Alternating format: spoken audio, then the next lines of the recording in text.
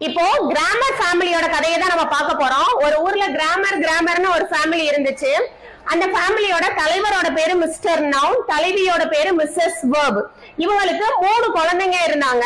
பையனோட பேரு pronoun. Pronoun என்ன பண்ணுவாங்கன்னு பாத்தீங்கன்னா, நவுன் இல்லாத இடத்துல இருந்து அந்த நவுன் செய்யக்கூடிய எல்லா வேலைகளையுமே ப்ரனவுன் கவனிச்சுக்கும்.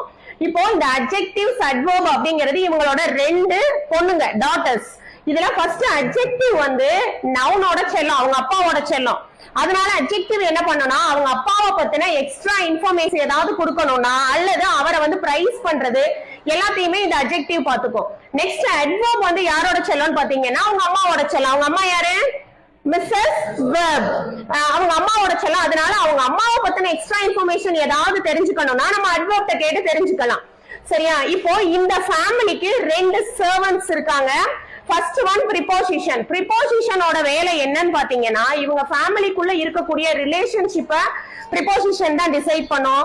பிளஸ் எந்த இடத்துல இருக்கணும், என்ன செய்யணும் அப்படிங்கிற எல்லாத்தையுமே ப்ரிபோசிஷன் தான் டிசைட் பண்ணும். இதுதான் சீஃப் சர்வன்ட். நெக்ஸ்ட் இன்னொன்னு என்னன்னு பாத்தீங்கன்னா கன்ஜங்ஷன். கன்ஜங்ஷனோட வேலை என்னன்னா, இந்த ஃபேமிலிக்குள்ளயோ அல்லது இவங்களுக்குள்ளயோ ஏதாவது பிரச்சனை வந்துச்சுன்னா இடையில நின்று அவங்க 2 பேரும் என்ன பண்ணிடுவோம், சேர்த்து வச்சிரும். சரியா? நெக்ஸ்ட் இந்த இன்டர்ஜெக்ஷன் அப்படிங்கிறது இந்த ஃபேமிலியோட வெல்விஷர்னு வச்சுக்கோங்களேன். எந்த ஒரு துக்கமா இருந்தாலும் சரி,